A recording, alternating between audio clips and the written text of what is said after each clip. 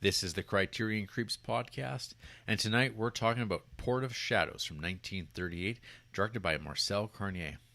The tagline, RJ, tender, frankly adult, filled with almost every emotion known to man. What? Frankly adult? Like, frankly, this movie is adult. Is that what they're saying? Well, I mean, I guess What does that mean? It was the 30s. It's before World War II. People just spoke a little classily, a little bit more classy. All right, whatever. It's frankly adult. I don't think every emotion ever is in there. Down a foggy, desolate road to the port city of Le Havre travels Jean, an army deserter looking for another chance to make good on life. Fate, however, has a different plan for him, as acts of both revenge and kindness render him front page news. Is he front page news? There's no newspapers in this movie. There might have been like a piece of newspaper or something like that somewhere. Maybe it was like filling a wall of a hovel. No. So RJ, yes. Do you remember the last Marcel Carne movie we watched? Have we seen one of these movies before? We've seen one of his movies before. Really? Which one? A little movie called Children of Paradise. Oh.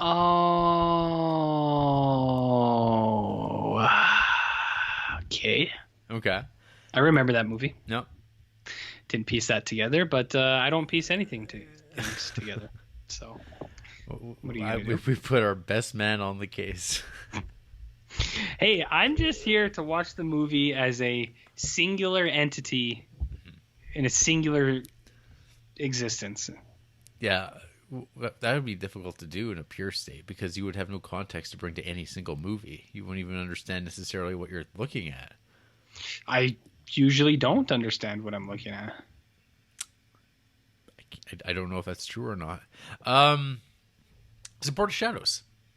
We've been on we've been on a streak, RJ, of a lot of foreign language movies that it's been rough.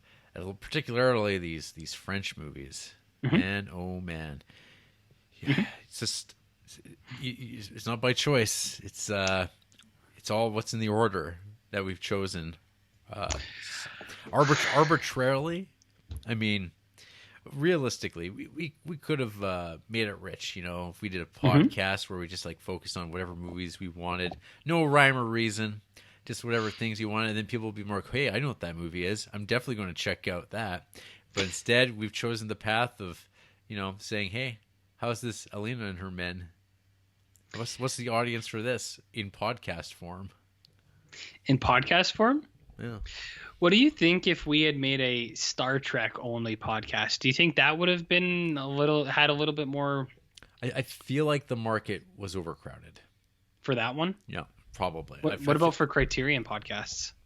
It was less crowded, and we're the only one now. So it's I think we were the only one ever. That's true. No, very true. None other exists. People can confirm this. So that's true.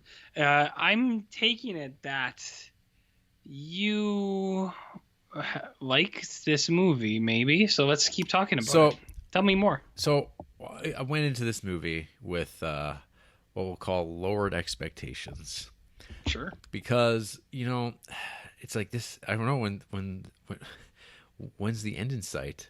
When are we through the clear? When is the curse going to be lifted? No, I think is the answer. No, not. Okay. So, right. Went to watch this, and it's Studio Canal, so of course the Criterion channel and whatnot does not cooperate in this day and age. Very, very annoying.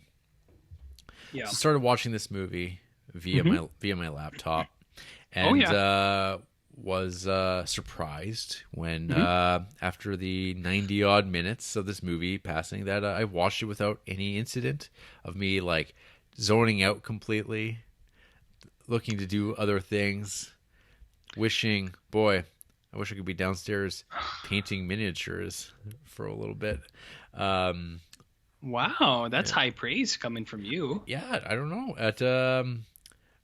For whatever reason, Marcel Carne has broken the streak. A la Brock Lesnar and The Undertaker at WrestleMania. When did that happen? Some years ago now. Was it that Undertaker won every match, or that Brock Lesnar won Brock every Lesnar match? broke the streak. Of winning or losing? Undertaker won all his matches at WrestleMania. And then now Brock Lesnar wins all of his matches at WrestleMania? No, that never happened either. Oh. But that was the thing. So Marcel Carne is the Brock Lesnar of the Criterion Creeps podcast. That's what I'm getting at. Okay. Okay. So yeah, what do we got with this Port of Shadows?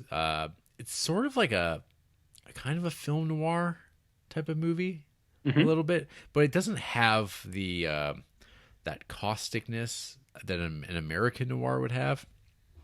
It's got this. It's kind of a gentle. Explain. Well, so like it wouldn't be like filled with snappy characters and kind of like I don't know. Our lead, Jean Gabban, who man, how many times have we seen that guy this year? In the last 6 months, is this what the 5th or 6th movie we've seen of his? Like, fuck, I don't know. It fucking feels like it. Yeah, it's just he just keeps coming back. But I think this is probably his best performance. Yeah, he's pretty stoically cool in this one, where he's just like, whatever. That's a quote. He's got that. Yeah, that was a great line. Great delivery, RJ. Whatever. So he's got that cigarette kind of perpetually in the corner of his mouth as yes, he does. As he's bouncing around life. He's so he's deserted the army, and we never find out why.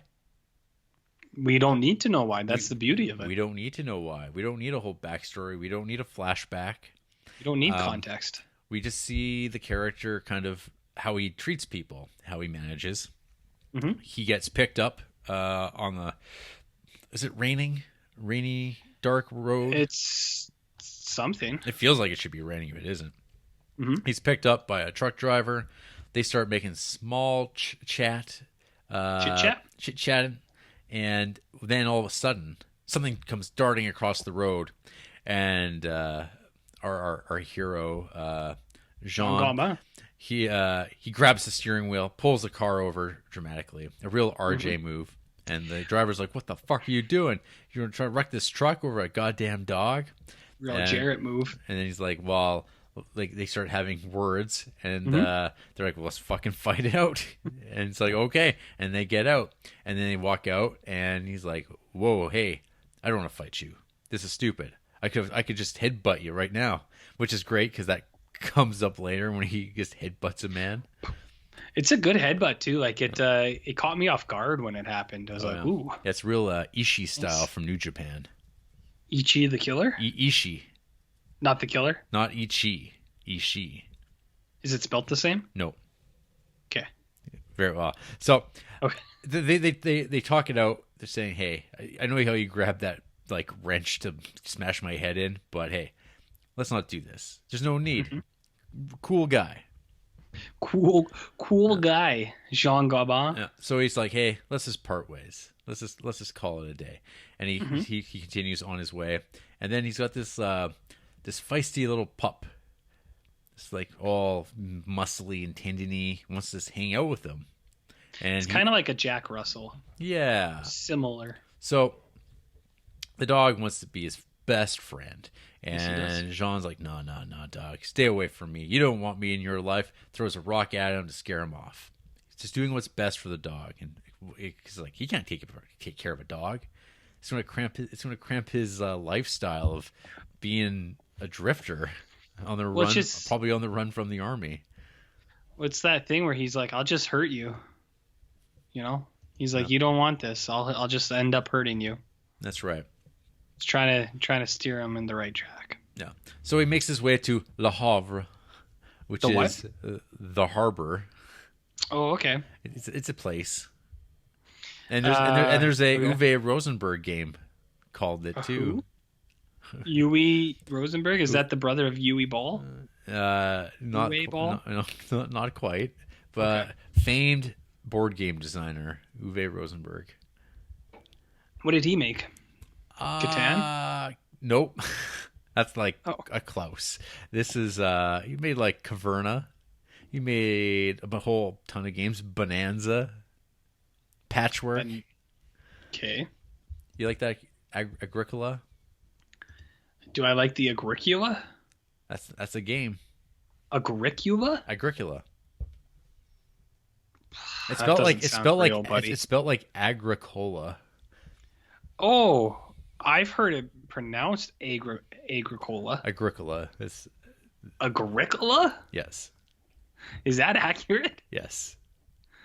Are you sure? Yes. All right, I'll take your word for it. Okay, what were we talking about? Talking about Le Havre. Le Havre. Le Havre. At the harbor. So, Buddy rolls into town. He meets a drunk that's getting tossed out, right? And yeah. And he wants to buddy up, cozy up, and he's like, hey, leave me alone. And as they're walking along, he ducks out of the corner because he sees some po-po coming along. And the drunk's like, yeah, I know what this is about. You're on the lam. You don't want to be seen. It's like, well, I know a place we can hang out. So they head to a nice little shack over in the middle of nowhere by the harbor. And it's actually like a really striking little location. It's like the little shack by the harbor. Yeah. Yeah, it's cool looking. Yeah, sure. It's like kind of like foggy and just like it seems composited into the space. It kind of reminds me of something. Like, actually, a lot of the cinematography in this movie, sometimes at its height, kind of vaguely reminds me of The Lighthouse. Remember that lighthouse? I do remember that. Friend of the show, Ryan Nagel, just watched that movie last night. Oh, yeah? True story. Huge. True story. Huge. He was getting into beans and stuff. There you go. So he gets introduced to a whole bunch of ne'er-do-wells at this shack. What's their deal? Well, one of them is an artist. Oh, art isn't real, dude. Well, this guy agrees with you because he's thinking about ending his own life. And when he hears this tale of a man who wants to start over again, he's like, well, I'll, you know what I'm going to do? I'm just going to give him my money and my clothes because I won't need them. And go for a swim. Go for a swim. A man is an artist who sees a person swimming and only thinks of them drowning. He decides to seal his own deal. Wouldn't you say that is the grandest artistic expression? Like, that seems like some Shia LaBeouf type art right there. Or how about David Blaine floating around on helium balloons today? David is that what that was? I thought that was like a screensaver picture. I saw it on Twitter pop up a couple times. I was like, that looks like a screensaver. Yeah, that happened today. I was always more of a Chris Angel mind freak guy myself. So was Marcel Carne. He was a mind freak. Yeah. Yeah. Good dudes, all of them. All these guys. Good dudes. So we have this. That's like our A plot. Our B plot is this like kind of like piece of shit wannabe crime boss with some goons. They're trying to find a guy. And they hit up like kind of this like local like dirtbag like pawn shop store owner / like kind of a pimp. Kind of like he seemed a bit aggressive with the ladies. Yeah, it's kind of hard to quite put your finger on what. It's Michel Simon who plays him, this bearded guy who seems like pretty nice guy, but then he talks more, and then you go, "Oh, this guy's real bad."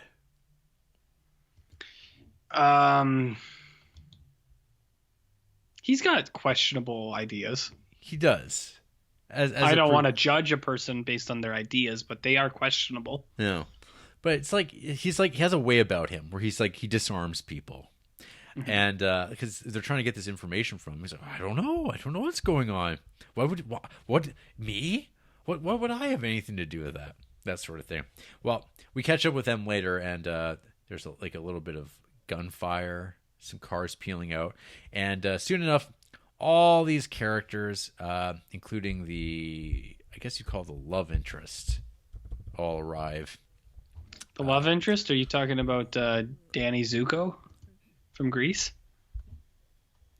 I've never seen Grease. Neither have I. I've seen parts of it. Okay. Well, you got a leg up. You got a leg up on me. Yeah, Michelle Morgan, is that who you're talking about? Yeah, Michelle Morgan, Nellie, who apparently legitimately is 17 years old in this movie. Yeah, when she says she's 17, I'm like, oh, this is a joke, right? Because like Jean Gabban, he also says, yeah, I'm 17, well, like 17 years ago or whatever. Problematic. But Michelle Morgan, she is actually like 17 or 18 years old. I had no idea. No. Hollywood, man. That's a good movie. Has that ever been made? Not yet. It's waiting for you. Yeah, I didn't realize that. I mean, that's cool, I guess. No. Interesting little tidbit, Jarrett. Tidbit. Yeah, I didn't know that until I was reading a little thing. I went, whoa. So was she like... She doesn't look 17. No, I thought she was like 32. Yeah, 20s. Was this one of those deals where like was she? She's like it's like a hard 17. 1938 17. That's tough times, buddy. Was she like? Was it one of those deals where she was like? Did Marcel Carne marry her eventually, or was it just like she was just an actress in one of his movies? She was just an actress. Well, that's cool. Yeah. So anyway, everyone kind of convenes at the bar, at this shack in the middle of wherever, and the goons come looking for Zabel. Is that his name? Zabel? What kind of goons? Hired goons? Well, it's this smug fuck. What's that character? Lucien? Is Zabel? Well, Zabel's bearded guy that they're all after, and I think it's Lucien who's the one who gets slapped around later on. Lucien Pierre Brosson from Children of Paradise and Eyes Without a Face coming up in about a year. We get a lot of talk about Panama. The Panama Canal? Yeah. Yes. I've heard about that. What's the name of the dive?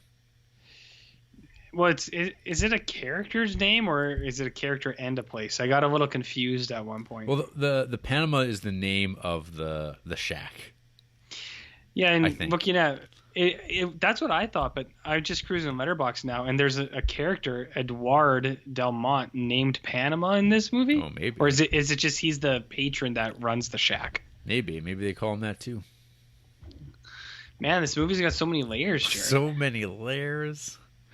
Man, it's like a layer thing. Yeah. So Lucien, he's looking for Nellie's ex-boyfriend. Sure he is. This guy who's gone missing. Yeah. Who's that? We don't know. Oh, okay. We never figured it out. We never figure it out. Okay, that's cool. Yeah. So eventually they take their part, and Gene and Nellie, they hit it off. Mm-hmm. There's a sweetness, and it's like there's a lot of like kind of like these like coincidences of them like kind of like they spend time together. It turns out everybody knows everybody without knowing that. Mm-hmm. And so the gun-toting hoodlums looking for Zabel, they never actually get to see him. They get kind of chased off. And then later when they're like looking around for Zabel, they see Nellie with Jean sitting at the dock having a moment. And he's like, hey, baby, come over here. And it's like she's like, no, you're disgusting. Hey, I'm not that disgusting. You go with all the guys. Why not me? And it's like, yeah, that's like usually what the incels think. Have you ever used that line? This guy, you're disgusting. I'm not. I know that you and Oliver are all about incel talking about the incels and making, I think, false accusations against what incels actually are. No, I'm pretty sure I got incels pegged, and every tag I use that has incel in it on Letterboxd is 100% accurate. It's been confirmed. Okay. It's been confirmed. I feel like this guy, this Lucien guy, maybe checks a couple of those boxes. Sure. So he gets publicly humiliated when John slaps the fucking smile off this guy's face for being. But he tried to go in nice. He tried to settle things. Like, he walks over. He's not being super dramatic. Like, hey, leave the lady alone. He's like, hey, you should probably stop doing that. Like, I don't see any point. Why? He's like, well, who do you think you are, soldier boy? I've got my big heavy man here who will knock you out. And it's like, no, he's not going to do that. And big man gets knocked on his ass, and Lucien gets the shit slapped out of him, and he starts crying. Felt very real. These types of guys.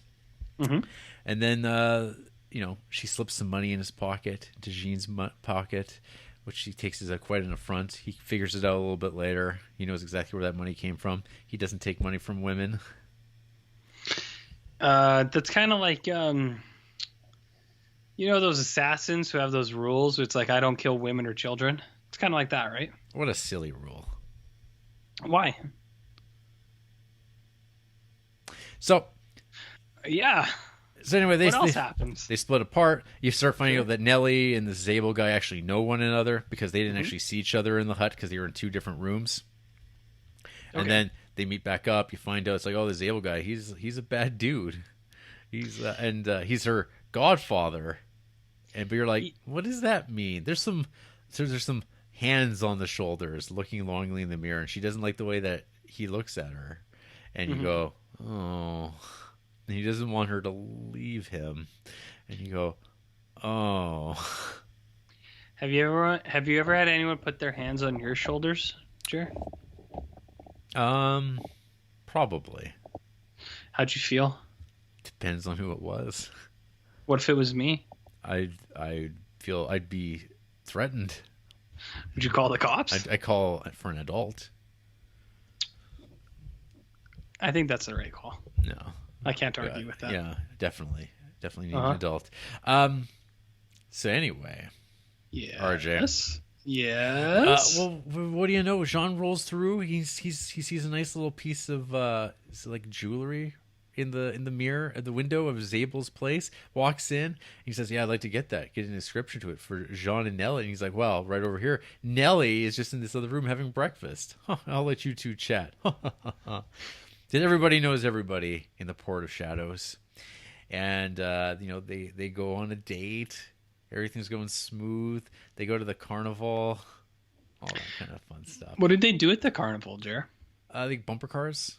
Oh, I'm missing a little bit of something there, because I think there's a bit. There's something that happens in the bumper cars. Well, I know beforehand though. There was a whole thing about meeting up later and not knowing where they are going to be. Because again, he's kind of a man on the run. Oh, we forgot about when he finds the big pile of clothes that's been left behind by the artist, who goes for a swim, never to come back. And he's like, "Oh man, it's really nice that he left those clothes. What happened to that guy?" Swell. And you're just like, this never ends well. Don't wear the clothes of a guy who killed himself, but he doesn't know that. That's the dramatic irony. That's one of those things, right, where it's like you can't. That's an old folklore tale, right? Where it's like you don't wear a dead man's clothes. Mm-hmm. Dead man's bones kind of deal. From olden times. Olden times? Do you think it's like pioneer times, Jarrett? A little bit. Pioneer style jerky? Lucien pays a visit to Zabel again after he got slapped around, because he's pissed and he's got a point to prove. And you kind of already know this guy's going to fucking kill somebody. We don't know who he's going to kill, who he's going to light up, but this is the type of guy who's very dangerous with a gun, because he's just like a petulant child. Guy, that reminds me of someone I know. No. Yeah. So they go to the carnival. They're having a good time, and then so is Lucien. He's having a good time with his date. This braying woman who's last at everything, doesn't really seem to care who she's with, but this guy's as good as anyone. He knows how to treat her right. And then they're on cars, slapping the hats off of people's heads. And then he slaps the hat off of Jean. And you're like, oh, fuck yeah. And then Jean gets up. They all walk away. And boy, oh boy, he's out come the slapping. And you're like, oh, fuck. Lucien's going to fucking shoot this guy. Like, it's coming. You know it's going to happen, because it's the way it ends. But at the same time, Jean's making plans. Him and his little dog pal that's following him around this whole time, always by his side, lingering. They're becoming closer. They're going to jump on a boat, go to Venezuela. Well, that's where dog and man reign supreme, Jarrett. That's right. And so, of course, he was given all these drawing things. And it's like, hey, if you get his passport too, you're going to have a new life. You just got to pretend to be an artist.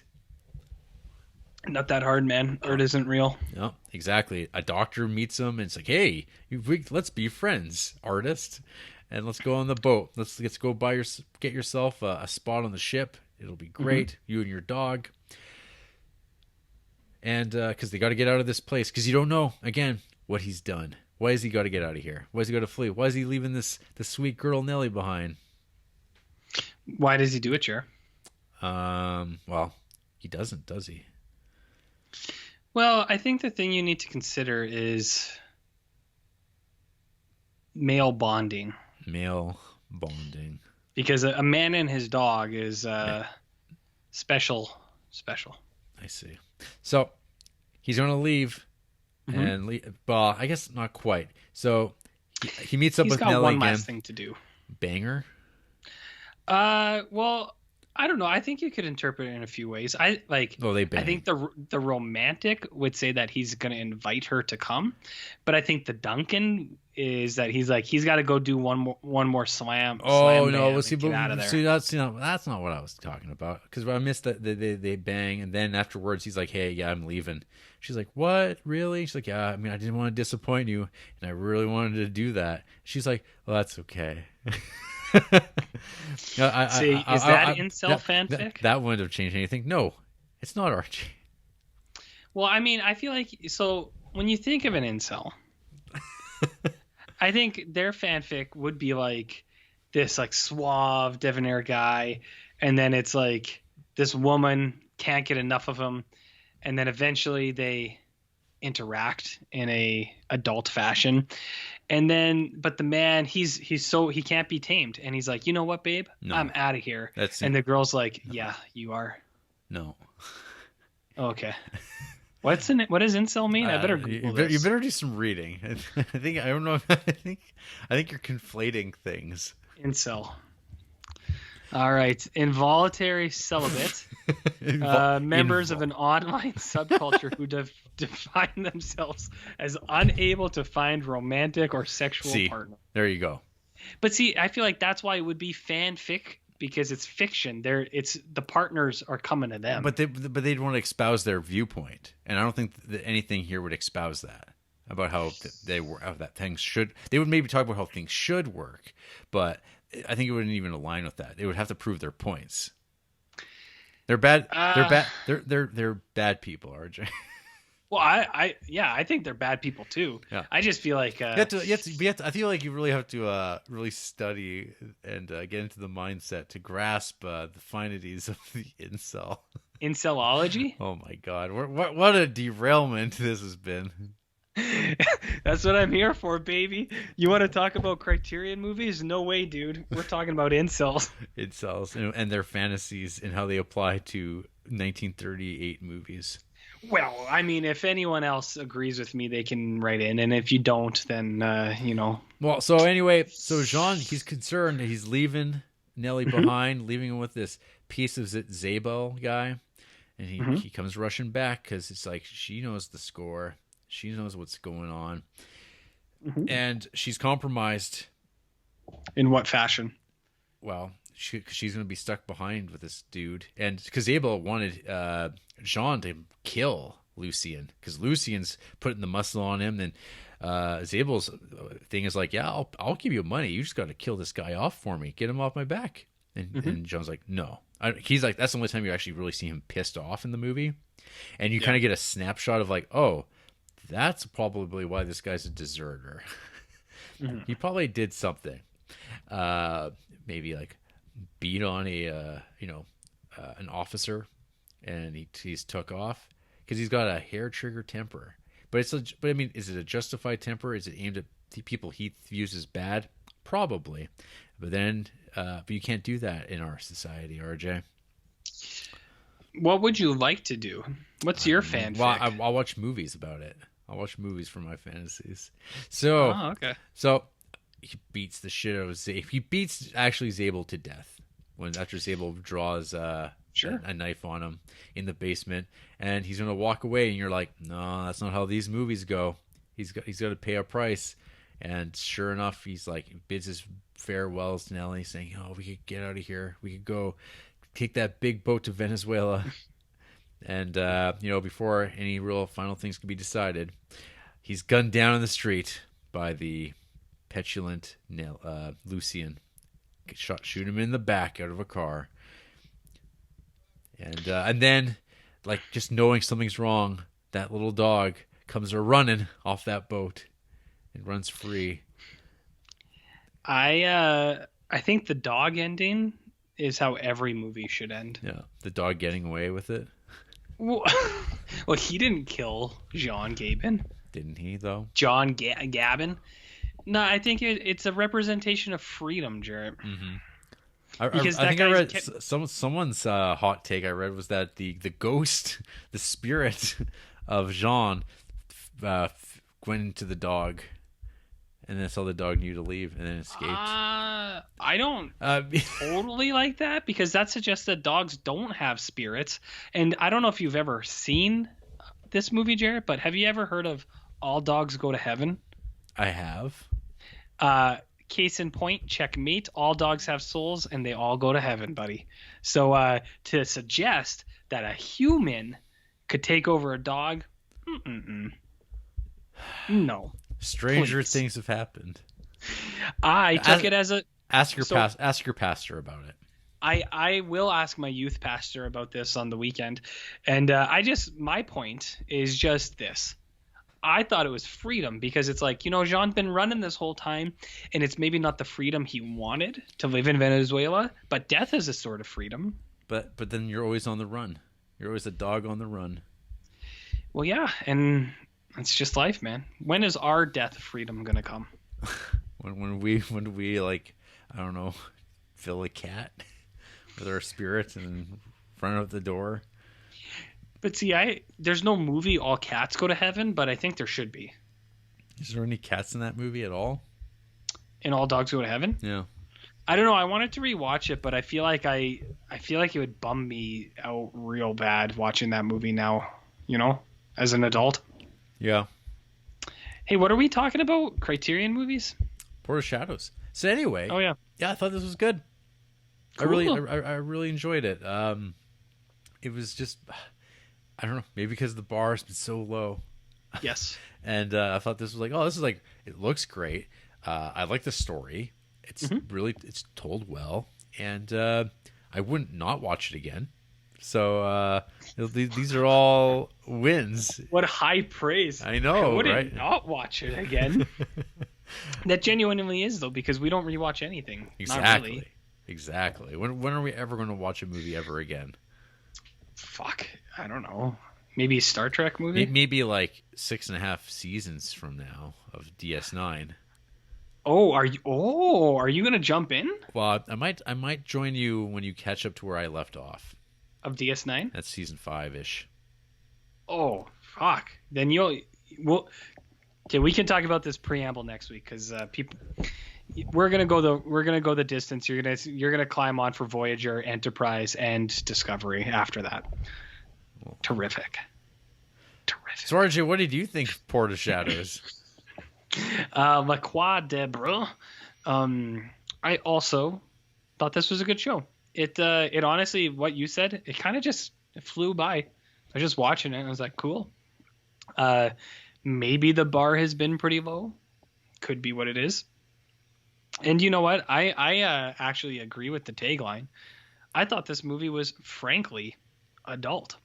Wow. Because there were some things I was just like, was this pre-code?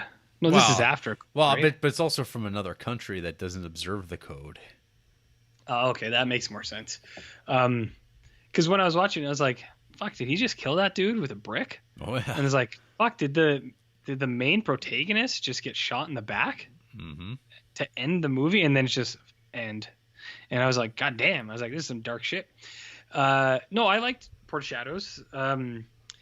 I think the story is cool. I do really like the parts where it's I I love the idea of suicidal artists, just because, as you know, I think art isn't real. And they're the ones that like have peeked behind the curtain and went, "Oh shit, it's not real."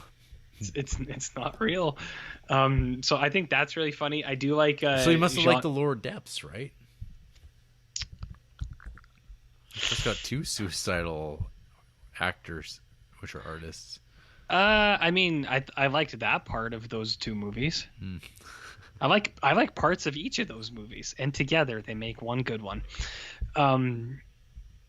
Yeah, no, so I like that guy. I like John Gabban. I think this is, as you put it, probably his best movie that we've watched so far, and I think we're up to like 6 or I don't know. I mean, he was there at the beginning with Grand Illusion. See, yeah, but Grand Illusion is so far from my memory. Then, what was that, 4 years ago? What about Pepe Le Moco? Pepe Le Shit. Oh. John Gabban. So we've seen him a few times, especially lately. I like his character. I think he's right on. I like some of the other things. I think the love story between him and the girl is it's fine. It's not as abrasive as those things can be sometimes. So I was like, I thought it was fine, but at the same time, it's like not totally needed. I thought the story between him and the dog was more than fulfilling. Oh, yeah. And I think there didn't even need to be a love interest. Just the dog alone would have been enough. So that's the greatest love of all. Between man and dog, and his pupper. Man and pet. It's a bond that's unlike anything else, you know. Well, and I like the slow kind of thing over the course of the movie too, where he's like wants the dog to get rid of him. They're like, "Hey, who's your dog?" "That's not my dog." And then later on, "Yeah, that's my dog." Mm-hmm. It's building up that relationship. It's character development. Yeah. For the man and the dog character. But yeah, that storyline is wicked good. That's my favorite part of the movie. I mean, obviously because dogs. So I really like the dog story. I do like the Zabel, the creepy bearded man who's just like, you gotta love me. Somebody's gotta love me.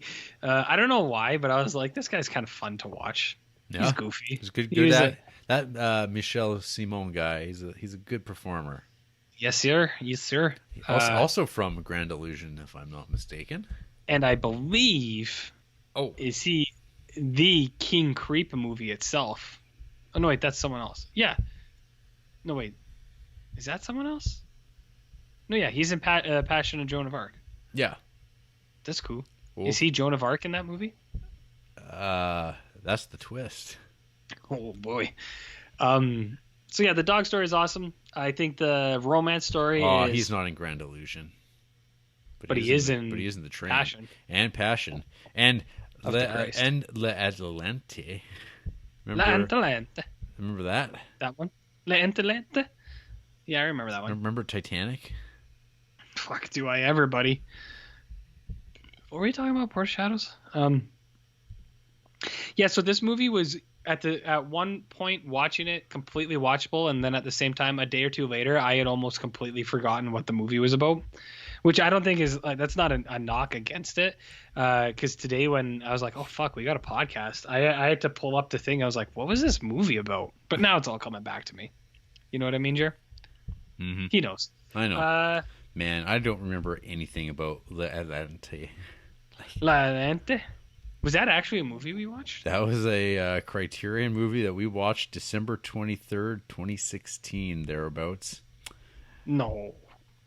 L'Atlante? I think, or maybe did I just rent that on my own? Yeah, I've never seen this. Oh, okay. I just rented that on my own. I thought that was earlier in the Spines. Oh, we'll watch that. Jean Vigo? Yeah, Jean Vigo. Yeah, no. I got that out from the library. I thought that was a movie we covered, but... I was mistaken. No, you're gonna have to double dip into that. Yeah, I will. Yeah, this movie's got some cool stuff. It's way darker than I thought it would be.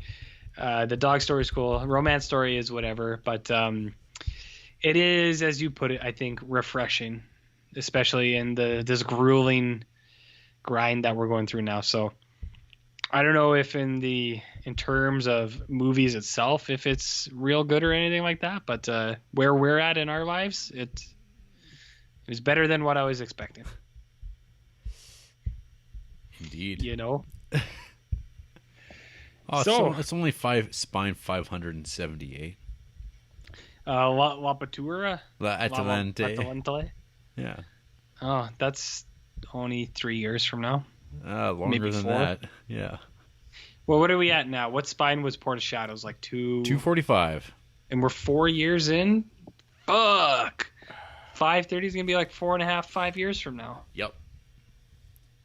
Fuck, why did we do this? There'll be 10 years in between me watching that movie and rewatching it. There's no end. You want to hear about who hates Port of Shadows? I guess. I mean, who's even seen this fucking movie? You know? It's not. They're not making it any easier. Studio Canal. Hey, do you want to hear about Dior, or were you gonna read Dior's review? I was just gonna read Julian Towers' review. Well, I was just gonna say I spotted a word in this review, the first 2-star review, and I said, "That's Hungarian, Jarrett." Oh, whoa! So I spotted Egi, Egi, and I was like, "That's Hungarian." I know that. JP Suska is going to want me to read this review. Nem gyakorolta ram hetest, nem hiszem, hege nege het molva, meg elem kenze fogak ra. Did Grandma Balog just come in the room? Grandma Balog was fluent in Hungarian. She knew all that shit. And I was like, that's Hungarian. And I put it in a translator, and it was. Do you want me to translate it, or are you just yes, cool? please, you give it to me. It didn't affect me. I don't think I'll still remember it in a week. That's a lot of words. It's a lot of eges and neges. That. And then I checked out Andori's profile, and they just like Hungarian movies, like Son of Saul and 4 months, 3 weeks, and 2 days. Oh, well, they would have liked cool. Maybe they would have liked Port of Shadows more if it was the Hungarian equivalent. I probably would have liked it more too. So tell me about Julian Towers. Ravishingly gorgeous. Sad to think the days of insanely ambitious studio-bound sets are basically behind us. But ultimately, mega cloying combo of whimsy and edgy fatalism. It's the kind of film where a random mangy dog follows the protag around for no reason but generating #feels. And a suicide is played for laughs because, haha, he's a tortured artist and haha, that's what those guys do, right? Probably would have loved it when I was 14, but alas, I live closer to the real world these days. Also, hey, old French movie, bad look romanticizing an army deserter around the same time that y'all were apathetically shrugging off Hitler. I usually don't listen to when you read these reviews because I'm usually cruising their profile to make fun of them. But I don't think that the suicide's played for laughs at all. No, I think that's a complete misread of the situation. It's like at most like darkly humorous, I guess, or gallows, like at the way that's like, oh, there's like, it's not funny. Yeah, I'm not on board with this dude at all. Bio, it reads, if you're just now reading this, you missed the quote offensive bio era. We are now in the quote flower era. Love and understanding for all. I would be honored if you were to join me. They gave Jojo Rabbit 1 star, which I've never seen, but I don't know about that. And then 5-star films of theirs include your favorite film, First Reformed, your favorite film, The Rules of the Game, and your favorite film, Groundhog Day? That movie's okay. Yeah, that movie's fine. Yeah. I was trying to find something else more offensive, but there wasn't anything. So, 39 Steps, 5 stars. What? Get out of here. One more. Hannah Kay, who I'm pretty sure we've talked about before. Yes, we have. There are pieces of this I appreciate. I found the fog theme to be very atmospheric throughout, both in how it showed up visually and how it was spoken about. I thought it was intriguing how much of the story focused on the romance with no femme fatale, which is the trope I more commonly see in noir. Genuinely wondered for a tiny bit if they were going to end up happily together. I was wildly intrigued by the tiny section of the story where the painter drowns himself. I wanted to know more about him than any other character in this film, which comes back to the fact that noir nearly always treads the same familiar ground, and despite a few things standing out, in the end, it followed the expected trajectory and left me cold. I'm glad I saw it, but I don't think it'll stick with me. It's too bad, Haneke. It's too bad. She's been on the show before. She doesn't have the worst taste, to be honest. But she has some like typical things. Like she's got some 5 stars to some Fight Club, and 5 stars to Groundhog Day, which is weird that came up again. Both Haneke and the last person gave The Purple Rose of Cairo 5 stars. Huh. Which I find a weird similarity between the two. But she gave Holes 5 stars, and that's Jon Voight's best movie. So there you go. Holes. Uh-huh. Yeah, you got anything else you want to say about Port of Shadows? I don't know if you really talked that much about it. Fuck, we've been here for like 8 hours, it feels like. That's true. No, I thought it was it's like I said, I like the dog story. I think the romance story is whatevs. I think Zabel is pretty cool. I thought the brick death was pretty rad. I don't know. I liked them hanging out. It's got some cool scenes. It's a good show. It's watchable for sure. For sure. Yeah, I mean, I'll just say that like again. I thought the whole arc of Lucien, just like he acted exactly how you'd expect him to. I feel like this is like that character trope comes from this guy. From this guy or this guy? From this guy. This guy? Yeah, this character, okay. I feel is like kind of a template of like these aggressive, angry, weaselly pieces of shit. Right. So you're saying this guy and not the sky, not like the above not, sky, not the sky. Okay. I just needed clarification. That's how you learn. You got to ask questions. Sometimes when you don't understand something, you got to ask. Spoken like a true teacher. I would like to state that this is character I play for a podcast. What's in this guy? After the break, I'm going to cave RJ's head in with a brick. Better men have tried. I'm going to get away with it. With the dog. Because the dog liked me better. False. Fake news. True. That dog saw right through you, buddy. He saw you were full of shit. Wrong.